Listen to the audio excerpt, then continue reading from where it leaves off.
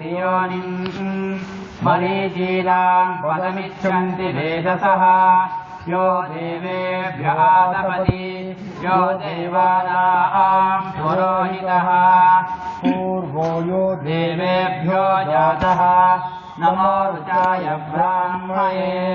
ऋचं ब्राह्मं जनयन्तः देवा अग्रे तद्ब्रुवन् यस्वैवं ब्राह्मणो विद्यात् तस्य देवा असन्वशे श्रेष्ठते लक्ष्मीश्च पत्न्यो अहोरात्रे पार्श्वे नक्षत्राणि रूपम् अश्विनो व्याप्तम् इष्टं मनिषाणाम् अमं मनिषाणाम् सर्वं मनिषाणाम् तत्कंयो रावणीमहे घातं यज्ञाय घातं यज्ञपतये दैवी स्वस्तिरस्तुनः स्वस्तिर्मानुषेभ्यः ऊर्ध्वं जिगातु भेषजम् शन्नो अस्मद्विपदे शन्तचुष्पदे ॐ शान्तिः शान्तिः शान्तिः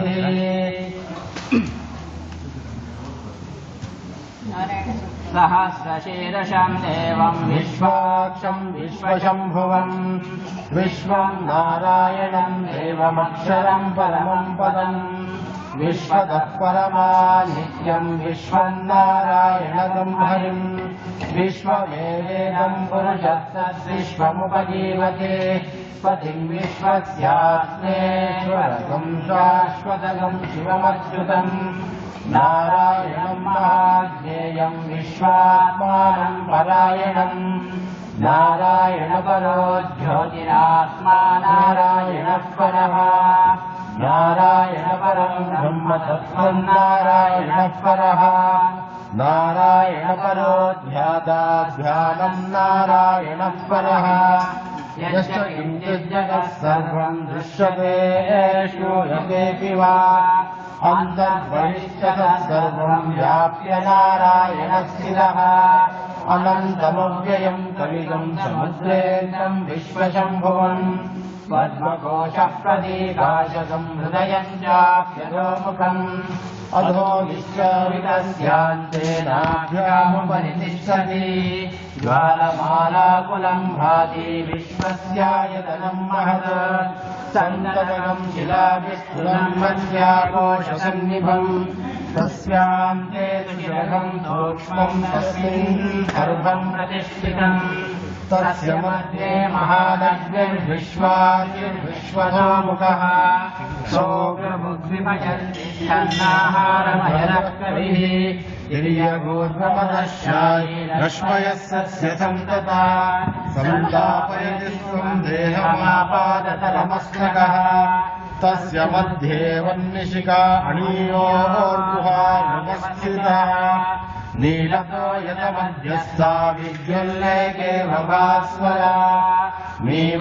मीवारशोकवत्तन्वी पीताभास्वन्यनोपमा तस्याः शिखाया मध्ये परमात्मा व्यवस्थितः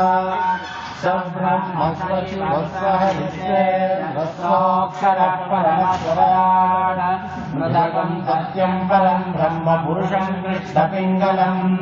ऊर्ध्वरेतं विरूपाक्षं विश्वरूपाय वै नमो नमः ॐ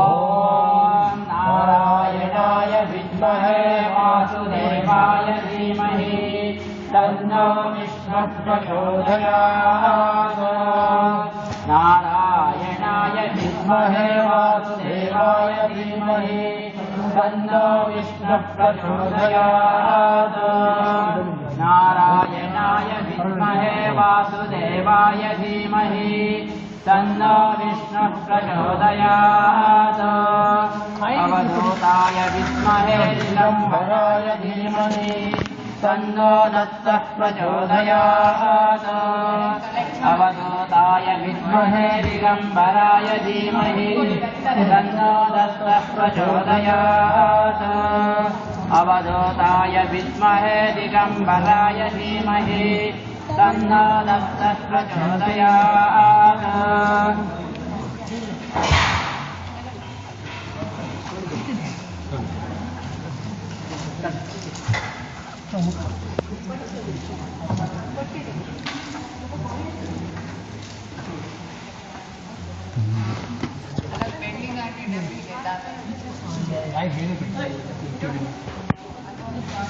ಅಲ್ಲೇ ಇಟ್ಟಿದ್ರು ಎದುರುಗಡೆ ದತ್ತದೇವ್ರದ್ದು ಡಬ್ಬ ಪಕ್ಕ ಅದೇ ಓಂ ಶ್ರೀ ಗುರುಭ್ಯೋ ನಮಃ ಹರಿ ಓಂ ಹಿರಣ್ಯವರ್ಣಾಂ ಹರಿಣೀಂ ಸುವರ್ಣರಜತಸ್ವಜಾಂ ಚಂದ್ರಾಂ ಹಿರಣ್ಮಯೀಂ ಲಕ್ಷ್ಮೀಂ ಜಾತವೇದೋ ಮಹಾಮಹ ತಾಂ ಮಹಾಮಹ ಜಾತವೇದೋ ಲಕ್ಷ್ಮೀಮನವಗಾಮಿನೀಂ यस्यां हिरण्यं विन्देयं गावश्वं पुरुषानहम् अश्वपूर्वाव्रतमर्यामस्तिनाथबोधिनीं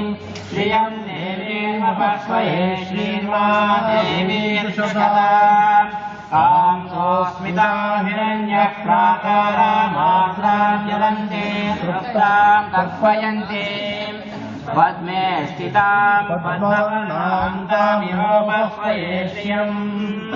चन्द्रां प्रभासां यशसा ज्वलन्तीं श्रियं लोके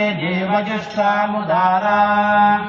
तां पद्मिनीमीं शरणमहं प्रपद्ये लक्ष्मीर्णे नश्यतां स्वां वृणे आदित्यवर्णे तपसोऽधि जातो वनस्पतिस्तव वृक्षोत बिल्वः तस्य फलानि तपसानदन्तमायान्तरायाश्च बाह्या अलक्ष्मीः उपयुगां देवतकः कीर्तिश्रमणया सह प्रादुर्भूतोऽस्मि राष्ट्रेऽस्मिन् कीर्तिवृद्धिं ददातु मे क्षुत्पिपासामलां देशामलक्ष्मीं नाशयाम्यहम् अभूतिमसमृद्धिं च सर्वाणि मे गृहात् गन्धद्वारानुरादर्शां नित्यपुष्टां करीषिणीम् ईश्वरीं सर्वभूतानां तामिहोपक्ष्मये श्रियम् मनसः काममासो निर्ज्ञायस्तस्यमशीमहि वयोनां रूपमन्यस्य मयश्रीशयतां यशः कर्तमेन प्रजा भूता बलिसम्भवकर्तमा श्रियं वासय मे कुले मातरं पद्ममालिनीम् आपसृजन्तु स्निग्धानि चिक्लेतव समे गृहे श्रियदेवी मातरं वासय मे कुले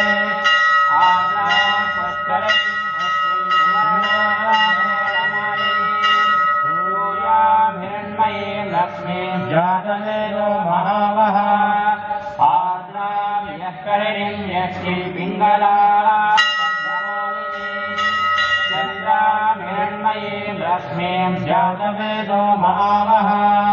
तां महावः जातवेदो लक्ष्मीमनवगामिनीं यस्यां हिरण्यं प्रभूतं गावो